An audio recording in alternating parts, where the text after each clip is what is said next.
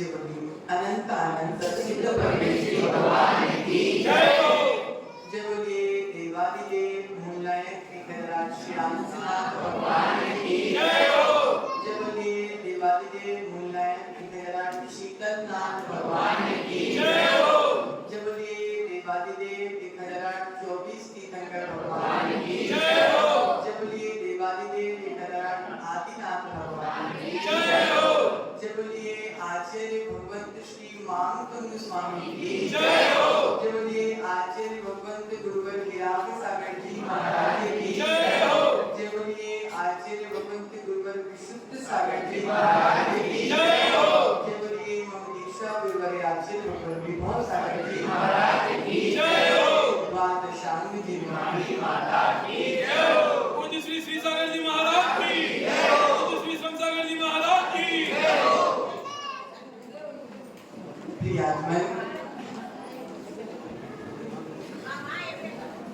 आचार्य भगवंत मानकुंद स्वामी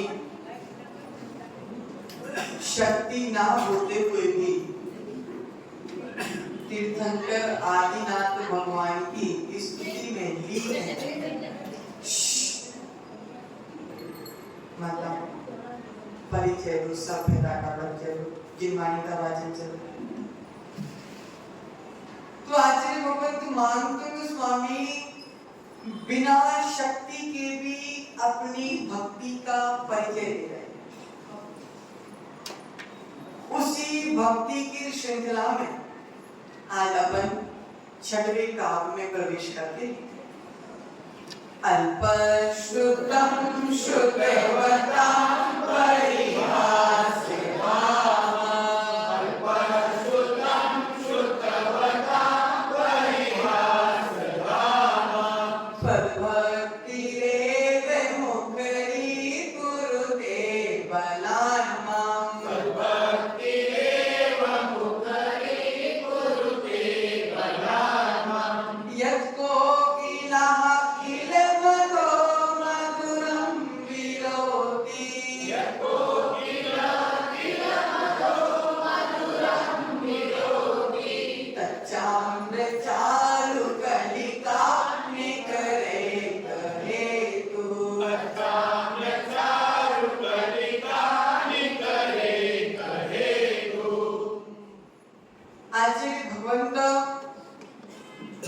स्तुति की रचना का कारण प्रकट कर आज छठवें काव्य में, क्योंकि अक्षय भाई कारण के बिना कार्य होता नहीं, इसलिए कारण कार्य के संबंध में अपन आगे जानेंगे। लेकिन सबसे पहले आज अपन जानते हैं कि आचार्य भगवंत मानकुंद स्वामी छठवें काव्य में ये भक्तांबर उन्होंने क्यों लिखा, उसका कारण लिख रहे हैं। क्या लिख रहे हैं? कारण बता रहे हैं। तो प्रकट करते हुए वे कह रहे हैं जो कारण कर्तृत्व भावों से शून्य है। किससे शून्य है? कर्तृत्व भावों से शून्य है। वे ये कह रहे हैं कि भक्तांबर मैंने लिखा नहीं है, इस भक्तांबर की रचना मैंने करी नहीं है, मैंने तो मात्र भक्ति करी थी और ये रचना अपने आप हो गई। तो आचार्य भगवंत कह रहे हैं हे आदिनाथ स्वामी मैं अल्पज्ञ हूँ। क्या हूँ? हे आदिनाथ स्वामी मैं अल्पज्ञ हूँ, मुझे शास्त्रों का कोई विशेष ज्ञान नहीं है। मैं आपकी स्तुति करने के लिए तैयार हुआ हूं, उसके पीछे एक कारण है। जिस प्रकार जब आम के पेड़ में आम के आने से पूर्व बोर आ जाती है, जानते मोर तुम्हारे यहाँ क्या बोलते हैं? मोर। जब आम के वृक्ष में आम उगने से पहले मोर आ जाती है, बोर आ जाती है, तो कोयल को बोलना नहीं पड़ता कि कोयल तुम कूको, कोयल अपने आप कूकना प्रारंभ कर देती है। अर्थात आम की बोर आती है तो कोयल भीतर से अपने आप को रोक नहीं पाती, तुरंत कूकना प्रारंभ कर देती है।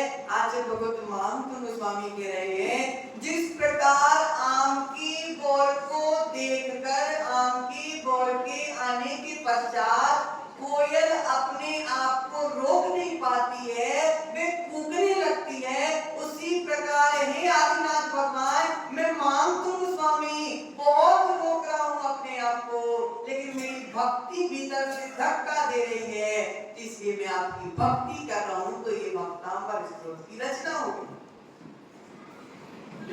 मैं वाचाल हो रहा हूं, मेरी भक्ति मुझे वाचाल बना रही है, मेरी भक्ति मुझे प्रेरित कर रही है कि महात्मा स्वामी करो भक्ति, नहीं है शक्ति फिर भी भक्ति कर। प्रियात्मन, आज भगवंत कह रहे हैं आम के बोर की उसके कोयल के लिए प्रेरणा बन जाती है। अरे भाई तुम कोयल को प्रेरणा देने तो नहीं गए कि बेटा फूको, गए तो नहीं पक्का? तो कौन प्रेरणा बनी उसके भीतर? आम की बोर ही उसके लिए प्रेरणा। जिस प्रकार कोयल के लिए, अशोक भाई, जिस प्रकार कोयल के लिए आम की बोर ही प्रेरणा बन गई, उसी प्रकार मान तुम स्वामी के लिए आत्मा की भक्ति उनके लिए प्रेरणा बन गई। प्रियात्मन, जिनेंद्र भगवान की पावन मंदाकिनी में अवगाहन करते करते, चेतना को पावन करते करते, भावों को उज्जवल करते करते आज अपन छठवें काव्य में प्रवेश करते हैं। आज भगवंत मानतुंग स्वामी कहना चाह रहे हैं कि मैं अल्प ज्ञानी हूं। कौन हूं मैं? मैं अल्प ज्ञानी हूं, मेरा ज्ञान थोड़ा सा है। इतनी महान आचार्य, इतने महान आचार्य और अपने आप को क्या बोल रहे? अल्प ज्ञानी। हमको थोड़ा सा ज्ञान हो जाता है और हम क्या बोलते हैं? हमसे बड़ा कोई ज्ञानी नहीं। क्यों अचिंत भाई? क्या है? अचिंत, अंचित। हमको थोड़ा सा ज्ञान हो जाता है, हम अपने आप को ज्ञानी मानने लगते हैं। लेकिन यहाँ पे महात्मा स्वामी इतने महान आचार्य क्या बोल रहे? मैं अल्पक हूँ, अल्प ज्ञानी हूँ। इससे ज्ञात होता है कि अच्छे भाई, उन आचार्य ने एक मुहूर्त में सारा भक्तांबर स्तोत्र की रचना। एक आचार्य जो मानतुंग स्वामी हैं, जिन्होंने एक रात बस जेल में रहे, सुबह तो ताले टूट के बाहर आ गए थे। जिन आचार्य ने एक रात में अपनी विशुद्धि के प्रभाव से, अपनी भक्ति के प्रभाव से, अपने साधना के प्रभाव से इतने महान स्तोत्र की रचना कर दी। अजित भाई भी अपने आप को क्या बोल रहे हैं? मैं अल्प ज्ञानी हूँ, मैं अज्ञानी हूँ, मुझे शास्त्रों का कोई बहुत बड़ा ज्ञान नहीं है। प्रियात्मन, मैं अल्प ज्ञानी हूँ, सत्य है, क्योंकि महापुरुष अपने ज्ञान को गुप्त रखते हैं। क्या? महापुरुष अपने ज्ञान को गुप्त रखते हैं और जब काम आता है ज्ञान तो उसमें से थोड़ा निकालकर उपयोग कर लेते हैं। जिस प्रकार अरे भाई, तुमने कभी खेती करी क्या? खेती करी नहीं, पर खेती देखी जरूर।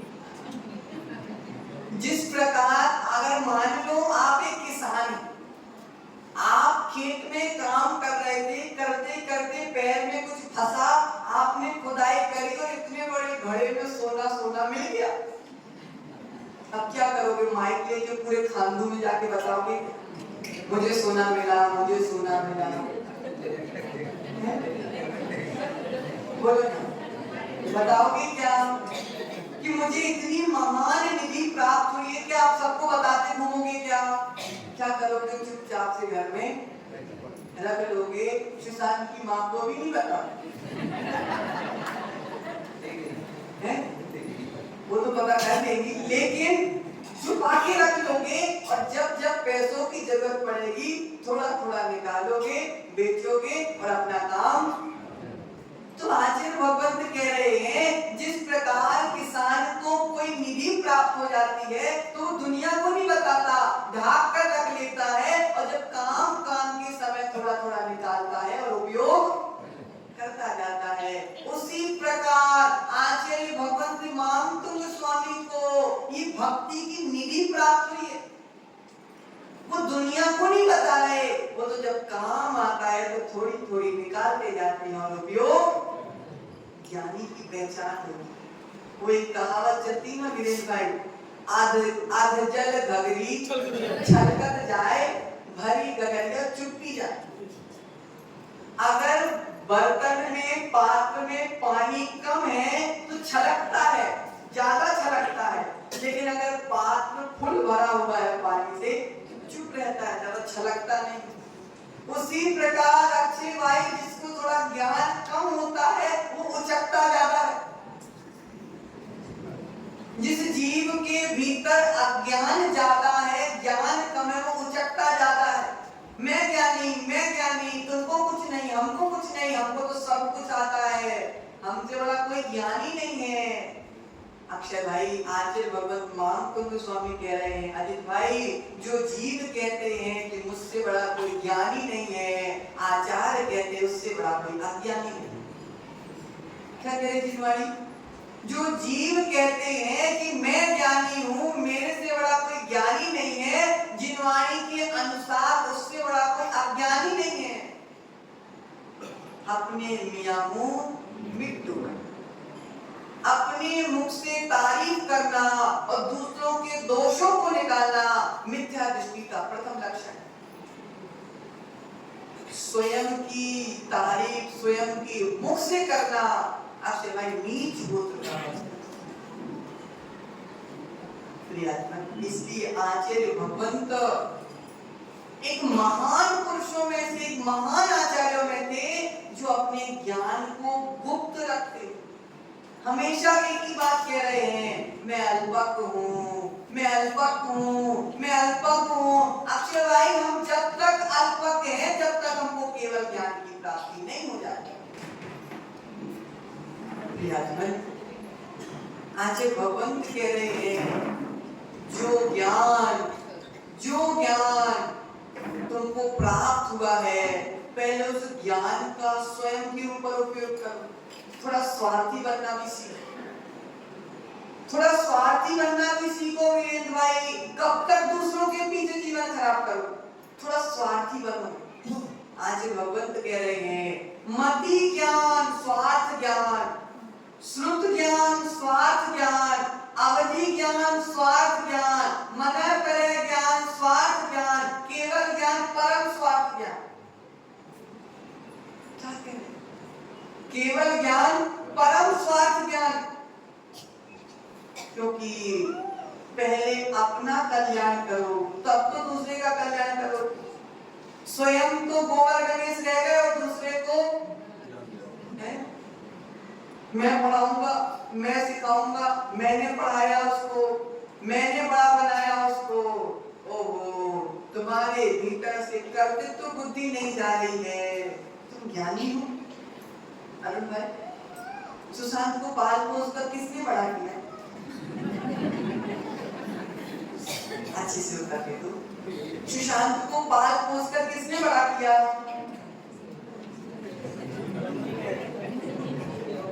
तुमने नहीं किया तो कैसे पिता हो तुम? किसने बड़ा किया बोलो ना। प्रत्येक व्यक्ति अपना अपना पुण्य लेके आता है। यही ज्ञान की भाषा है, यही जिनवाणी की भाषा है, यही आगम की भाषा है, यही आचार्य महाकुंभ स्वामी की भाषा है। अगर तुम कह देते कि मैंने पाल के बड़ा किया है, ये तुम्हारे मिथ्यात्व को झलका देता और तुम्हारे मोह से ढके हुए ज्ञान को झलका देता। मोह की भाषा मैं करती है, लेकिन आचार्य भगवंत महाकुंभ स्वामी कह रहे मैं अल्पक हूँ, मुझे कुछ नहीं आता, केवल और केवल आपकी भक्ति से ओतप्रोत। कारण कारणानुसारी कार्यम, क्या सूत्र आया? कारणानुसारी कार्यम, कारण के अनुसार ही कार्य होता है। हमारी दृष्टि कार्य पर जाती है, कारण पर नहीं जाती। कारण कैसा भी हो, आचार्य भगवत महाकुंभ स्वामी कह रहे हैं कारण कार्य विधानम। आप कार्य शुद्धता और कारण की शुद्धता को भी जाने, केवल ऊपरी कार्य को नहीं जाने, उस कार्य के पीछे कारण क्या है वह भी जाने। वस्तु स्वतंत्र है, ये उसका सिद्धांत स्वामी कह रहे हैं, प्रशिष भाई तुमसे ही कह रहे हैं, प्रशिष भाई तुमसे ही कह रहे हैं। आचार्य भगवत मानसिंह स्वामी क्या कह रहे हैं, समझो बात को, क्या कह रहे अक्षय भाई? बाहर से हमको क्या दिख रहा कि मानसिंह स्वामी कितने दुख में, अंजित भाई 48 सालों में बने हुए, कितनी बुरी बात है। ऊपर से जेल, ऊपर से पहरेदार। उस दिन तो उनको जब बंद किया होगा भाई, तो मानसिंह स्वामी ने राजा भोज से बहुत लड़ाई की होगी, खूब लठ उठाए होंगे, खूब प्रजा को दोष दिया होगा। क्या कर रहे थे महाराज के करते जगह। हाँ, अगर महाराज को लठ उठाना पड़ जाएगा तो महाराज महाराज ही नहीं रह जाते। प्रियात्मन आचार्य भगवंत कह रहे हैं, परिस्थिति कैसी भी हो, परिस्थिति इतनी बुरी हो गई, लेकिन मानसिंह स्वामी की मना स्थिति खराब नहीं हुई। मना स्थिति तो मात्र प्रभु के चरणों में ही लगी रही। अगर मना स्थिति विचलित हो जाती तो आज भक्तांबर जैसे महान स्रोत की रचना ही नहीं हो पाती। प्रियात्मन राजा को दोषी नहीं ठहराया, प्रजा को दोषी नहीं ठहराया, किसी को दोष देने की आवश्यकता ही नहीं है, क्योंकि जितने समय में वे दोष देते उतने समय में तो वे आत्मा में आदिनाथ भगवान का चिंतन कर रहे थे। उपादान को बिगाड़ना हो तो दूसरे के दोष दे। आचार्य क्या कहे, निमित्त को देखकर अगर उपादान को बिगाड़ना है तो दूसरे के दोष देखो। गलती मानसिंह स्वामी की कुछ थी नहीं, गलती तो राजा की थी, गलती तो प्रजा की थी, लेकिन मानसिंह स्वामी ने उसके बाद भी उनको दोष नहीं दिया, क्योंकि दोष दे देते तो उपादान बिगड़ जाएगा। अक्षय भाई सत्य की दोष अगर दे देते तो उपादान बिगड़ जाता, उपादान बिगड़ जाता तो गति बिगड़ जाती। लेकिन मानसिंह स्वामी ने कहा कि उपादान को संभालना है, उपादान को संभालना है, उसको संभालने की विकट परिस्थिति और परीक्षा चल रही है। आज भगवत कह रहे उपादान को संभालना हो तो गुण देखो, और अगर उपादान को बिगाड़ना हो तो दोष देखो। प्रियात्मन दृष्टि वहां से फेर ली, शरीर से जेल में, लेकिन दृष्टि कहाँ, भगवान की श्री चरणों में टिकी हुई। दृष्टि फेर ली, उपयोग बदल लिया, अनुभव ही नहीं कि मैं जेल में हूँ, अनुभव ही नहीं कि मैं 48 सालों में बंधा हुआ हूँ, क्योंकि अनुभव में क्या चल रहा था कि मैं तो भगवान जिनेंद्र की भक्ति कर रहा हूँ, जेल में भी भगवान की भक्ति कर रहा हूँ, उसको भी वो सौभाग्य मान रहे हैं। लेकिन हम तो मंदिर में भी आते हैं तो कहाँ कहाँ दिमाग घुमाते हैं। अरुण भाई, जेल में जब मानसिंह स्वामी बंद हुए थे, वहां पे आदिनाथ भगवान की बहुत बड़ी प्रतिमा रखी थी ना, किसकी भक्ति कर रहे थे तुम? तो फिर प्रतिमा होगी ना, निमित्त के बिना उपादान कैसे जागृत हो गया? बाहर आदिनाथ भगवान की मूर्ति नहीं थी, मानसिंह स्वामी के दिल में आदिनाथ भगवान बैठे हुए थे। प्रियात्मन देखो ना अक्षय भाई, मानसिंह स्वामी की भक्ति बिना निमित्त के भी उपादान को निर्मल कर दिया, बिना निमित्त के, अर्थात बिना भगवान की प्रतिमा के, क्योंकि जिसके दिल में, जिसके मन में भगवान आदिनाथ की छवि बैठी हुई हो, उसको तो दुनिया के हर कोने में आदिनाथ भगवान के दर्शन हो। और जिसको नहीं है तो वो क्या है, घर से भी नहीं आता, घर में अगर मंदिर भी आ जाए तो भी उपादान नहीं संभाल पाता। प्रियात्मन सुख सुविधा है सबके पास। अरुण भाई, एक माँ के दो बेटे, एक माँ के दो बेटे, दोनों का घर मंदिर के सामने। एक को सामने मंदिर जाने में बड़ा आनंद आ रहा है कि मेरे के आगे भगवान आपका मंदिर बन गया, इससे बड़ा मेरा क्या सौभाग्य होगा। और एक उसका छोटा भाई उसी मंदिर के सामने रहकर गाड़ी में रोज बार बियर पार्टी में 10 किलोमीटर जाता है, लेकिन मंदिर 10 कदम में नहीं आता। देखो निमित्त दोनों को बराबर प्राप्त हुए कि नहीं? अच्छे भाई, निमित्त दोनों को बराबर प्राप्त हुए, मंदिर दोनों के घर के सामने है, माता ने दोनों को एक से संस्कार दिए, एक ने अपने उपादान को संभाल लिया और एक ने अपने उपादान को बिगाड़ लिया। इसके प्रियात्मन, कोई जीव मंदिर में भगवान के सामने भी बैठ जाता है तो भी उपादान नहीं संभाल पाता, लेकिन महामंत्र स्वामी ने जेल में बैठ के भी अपना उपादान संभाल लिया। प्रियात्मन, आचार्य भगवंत समझा रहे हैं कि देखो ना, एक चित्रकार है जो अंधेरे में बैठा हुआ है, फिर भी अपनी स्त्री का चित्र बना रहा है। स्त्री सामने नहीं है, स्त्री सामने नहीं है, लेकिन चिंतन के माध्यम से स्त्री मन में बैठी हुई है और बिना स्त्री की फोटो देखे हुए, बिना स्त्री को सामने देखे हुए स्त्री का चित्र बना रहा है।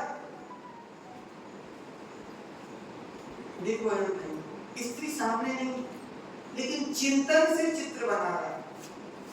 जब स्त्री के प्रति राग है और चिंतन से चित्र बना रहा, उसने पूछा कि भैया तुमने चित्र कैसे बनाया?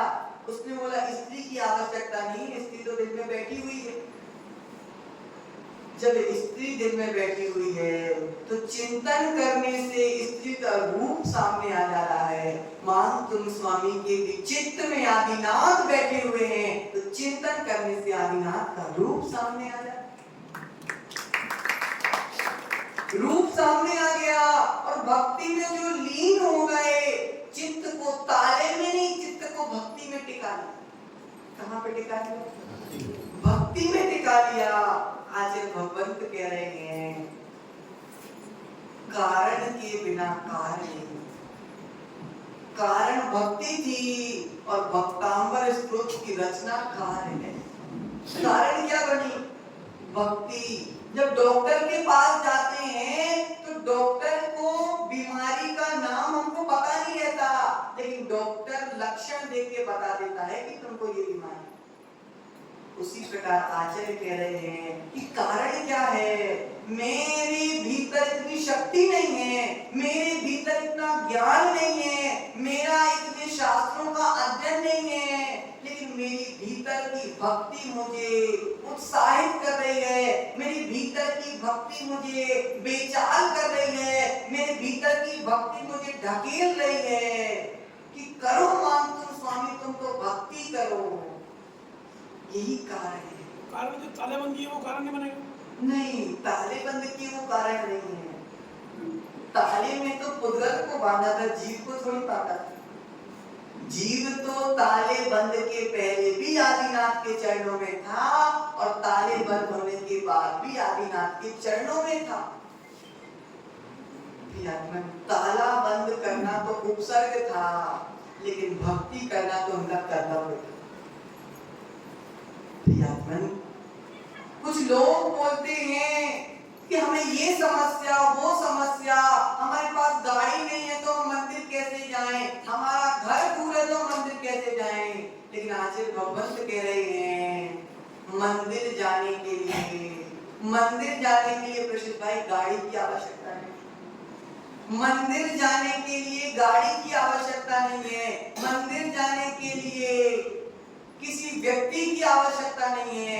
मंदिर जाने के लिए तो मात्र भीतर की भक्ति की आवश्यकता है। बिना भक्ति के तुम मंदिर आ नहीं सकते, बिना भावना के तुम मंदिर आ नहीं सकते। तुम्हारी भावनाएं अगर मंदिर के प्रति नहीं होगी, जो भक्ति है वह तुम्हारा कारण बन गया और तुम मंदिर आए तुम्हारा कार्य बन गया। माता प्रवचन समझ में आ रहा है? पक्का है? नहीं आए तो बता देना, है ना? हमें ऐसा लग रहा है कि आपको प्रवचन समझ में नहीं आ रहा। भूखे पेट नहीं आते, गुजरने के बाद आ जाए। और आज तो जीवन तो आचार्य भगवंत देखो, माताओं ध्यान से समझो, आचार्य भगवंत कह रहे हैं कारण और कार्य सा, मतलब आपकी भाषा में समझ। हम यहाँ नहीं बैठे होते, ऊपर भगवान नहीं बैठे होते, ये मंदिर यहाँ पे नहीं बना होता, तो क्या इतनी जनता यहाँ पे आती? क्यों नहीं आती? क्योंकि कारण ही नहीं था। अर्थात भगवान का ऊपर बैठना, नीचे गुरु का बैठना, नीचे जिनवाणी का वाचन होना कारण बन गया, और आप सभी का आना यहाँ पे कारण बन गया। अब आया समझ में? जिस प्रकार यहाँ पे गुरु का बैठना और जिनवाणी का वाचन होना कारण है, और आप सभी का आना यहाँ पे कार्य है, उसी प्रकार मानतुंग स्वामी का आदिनाथ भगवान के प्रति जो भक्ति है वह कारण है, और भक्तांबर स्तोत्र की रचना कार्य है। आगे ज्ञानी पुरुष अवस्था और व्यवस्था के पीछे नहीं पड़ता। ज्ञानी पुरुष अवस्था और व्यवस्था के पीछे नहीं पड़ते। अगर मानतुंग स्वामी अवस्था और व्यवस्था के पीछे पड़ गए होते तो गति खराब कर देते। आज जो उन्होंने भक्ति का प्रदर्शन किया, भावनाओं का प्रदर्शन किया, वो किसके कारण किया? बोलो ना, कौन सी व्यवस्था के पीछे किया? कौन सी व्यवस्था? अवस्था भी बुरी थी और व्यवस्था भी बुरी थी, लेकिन भक्ति की जो शक्ति थी वह इतनी मजबूत थी, इतनी मजबूत थी। अरे भाई, अल्पस्वता, मैं अल्पज्ञानी हूँ, क्या कह रहे? मैं अल्पज्ञानी हूँ, मैं अभी विद्वानों के बीच में हंसी का पात्र बनूंगा। क्या कह रहे छठवें काव्य में? मैं अल्पज्ञानी हूँ, मुझमें ज्ञान नहीं है, मैं अभी विद्वानों के बीच में हंसी का पात्र बनूंगा, लेकिन मैंने शर्म छोड़ दी। अरे भाई, शर्म छोड़ दी मानतुंग स्वामी ने। अगर शर्म नहीं छोड़ते, अगर शर्म नहीं छोड़ते तो ताले भी नहीं टूटते। क्या? अगर शर्म नहीं छोड़ते तो ताले भी नहीं टूटते, भक्तांबर स्तोत्र की रचना भी नहीं होती, और इतने लोगों को लाभ भी नहीं होता। हम भक्तांबर बोलते भी नहीं, तुम बैठते भी नहीं, इस जगह पूरा खाली होता। लेकिन मानतुंग स्वामी ने अपनी लज्जा छोड़ दी। मुझे शर्म आना चाहिए, लेकिन मैं नहीं शर्म करूंगा। अगर शर्म करूंगा तो कल्याण कैसे करूंगा? अरुण भाई, अगर कपड़े उतारने में शर्म आएगी तो मैं दिगंबर कैसे बनूंगा? शर्म तो छोड़ना पड़ेगी। कल्याण के लिए लज्जा तो छोड़नी पड़ेगी। लज्जा वह करते हैं जिनमें खोट होती है, लज्जा वह करते हैं जिनमें खोट होती है, लेकिन जब भी विजय होती है तो वीत रास्ता की ही विजय होती है।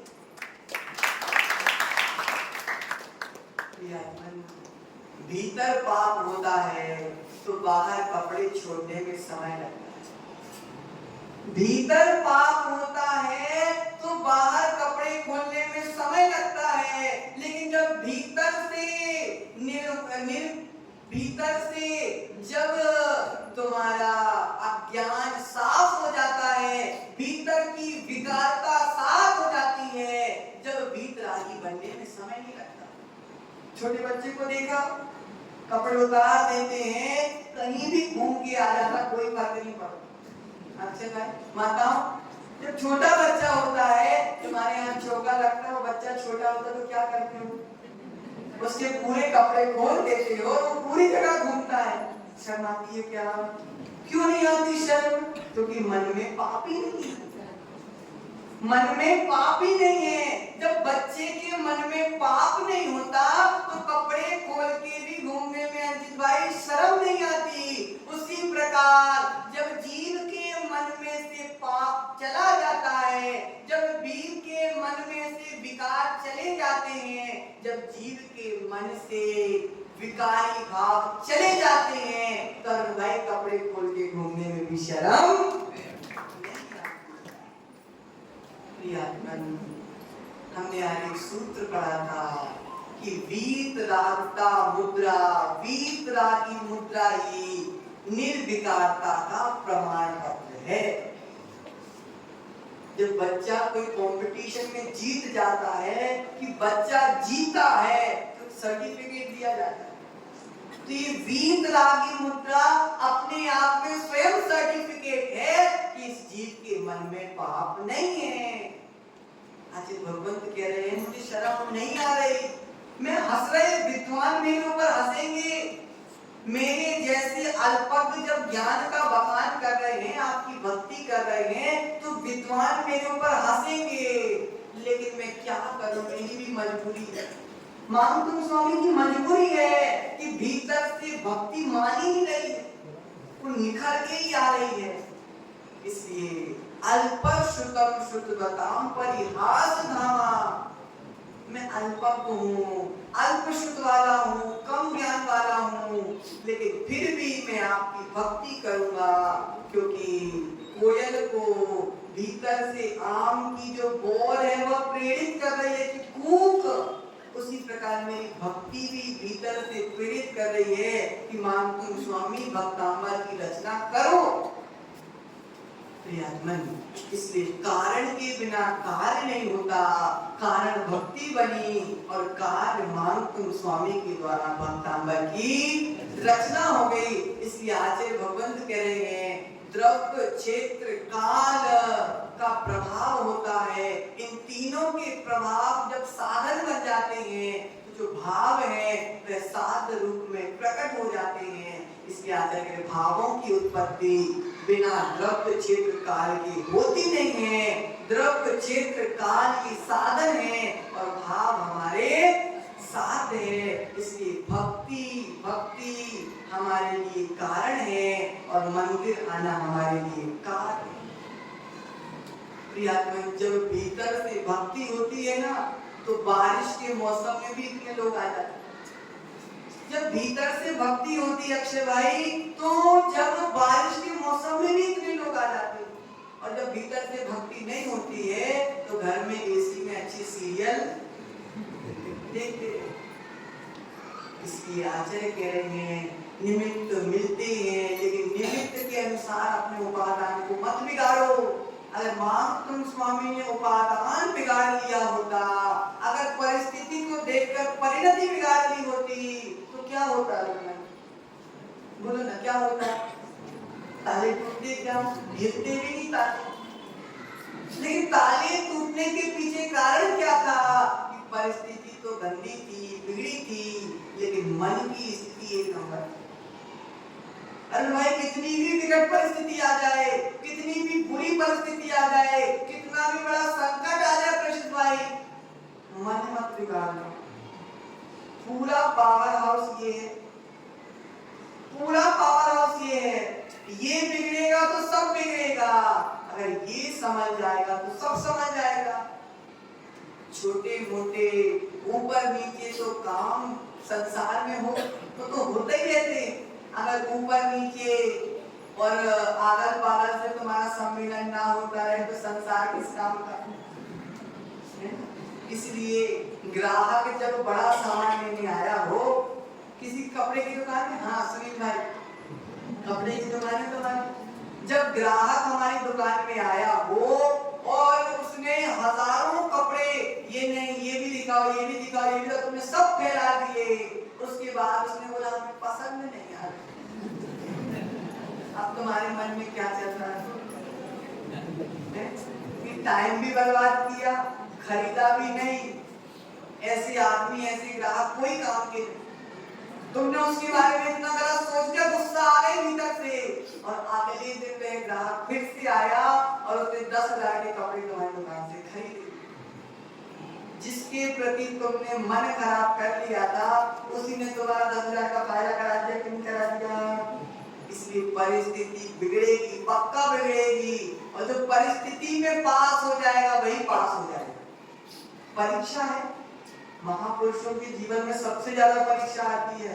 अरे भाई, तुमको कोई ताले में नहीं बांधेगा, तुमको कोई जेल में नहीं डालेगा, तुम्हारे ऊपर कोई पत्थर नहीं गिरेंगे, तुम्हारे ऊपर कोई बिजली नहीं गिरेगी, तुम्हारे शरीर को कोई स्याही नहीं खाएगी, तुम्हारे शरीर के ऊपर कोई सीढ़ी नहीं जलाएगा। पक्की बात है। उसके बाद भी तुम महाराज नहीं बनते, उसके बाद भी उनसे घर नहीं छूटा। देखो चिंतन करो, पारसनाथ भगवान का चिंतन करो, कैसे पत्थर गिर रहे थे, फिर भी ध्यान में भी। देखो यशोधर मुनिराज को, देखो गज कुमार मुनिराज को, ऊपर सिगड़ी चल रही, फिर भी ध्यान में भी। देखो ना कुलभूषण देशभूषण महाराज को, कैसे उपसर्ग कर रहे चांडाल, फिर भी ध्यान में भी। क्योंकि जब तक दृष्टि शरीर के ऊपर बनी रही, जब तक सब हमको चुभते हैं, लेकिन जब दृष्टि आत्मा के प्रति बन जाती है, तो देखो सुकुमार मुनि के बारे में बताया था ना, राई का दाना भी चुभता था, लेकिन जब दृष्टि आत्मा पर चली गई, तो फिर श्यामली के दांत भी चुभना बंद हो जाते हैं। अशोक भाई, जब इतने उपसर्गों में उन मुनिराजों ने अपने मन स्थिति को खराब नहीं किया, इतने उपसर्गों में, इतनी विपत्ति में महामतुम स्वामी ने अपने भावों को खराब नहीं किया, हमारे ऊपर तो इतनी विकट स्थिति नहीं है, हमारे ऊपर तो इतनी विकट स्थिति नहीं है। हमारे पास तो सब सुख सुविधाएं हैं। पहले के मुनिराज जंगल में रहते थे, आज के मुनिराज भवनों में रहते हैं। वो भी कैसे भवनों में, मतलब वॉलपेपर वाले भवनों में। कैसे भवनों में? देखो, जंगल में रहते समय, जंगल में इतने कष्टों को सहते समय, जब मुनिराजों ने अपने भावों को खराब नहीं किया, तो हम इतनी सुख सुविधाओं में तो शुद्ध साधना कर सकते हैं कि नहीं कर सकते? कब तक मुंडी समझो भैया, महामतुम स्वामी कितनी दूर से खातू कॉलोनी में आए और रोज समझा रहे हैं, रोज समझा रहे हैं कि समझो भैया समझो, लेकिन नहीं समझोगे तो पछताने के अलावा कोई दूसरा ऑप्शन नहीं है। काल का प्रभाव तो है। जब इस पंचम काल में रहते हुए आचार्य विराट सागर, पंचम काल में रहते हुए आचार्य विद्यासागर जैसे शुद्ध साधना करने वाले साधक हो सकते हैं, तो अशोक भाई तुम भी पंचम काल में साधना करके भगवान का मार्ग प्रशस्त कर सकते हो। कहाँ के थे आचार्य, कौन से काल से आए थे, बोलो ना। जब पंचम काल में वे अपने भावों को संभाल सकते हैं, तो अशोक भाई तुम भी अपने भावों को संभाल सकते हो, तुम भी साधना कर सकते हो। तुमने ठाना नहीं है इसके बहाने, तुमने अभी ठाना नहीं है इसके बहाने हैं। जिस दिन ठान लोगे, उस दिन सबसे पहले तुम खांडू कॉलोनी के गौरव बनो। ठानना है। तुम्हारे भाई ने ठानी की नहीं ठानी, तुम्हारे भाई ने ठानी की नहीं ठानी, कर लिया ना कल्याण अपना, और तुम दानपुर की दुकान में फंसे रहते। इसलिए समझो, विषय को समझो, समय अपना हो चुका है।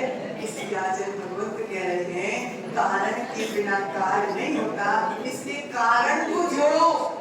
ये जिनवाणी तुम्हारे लिए कारण बन के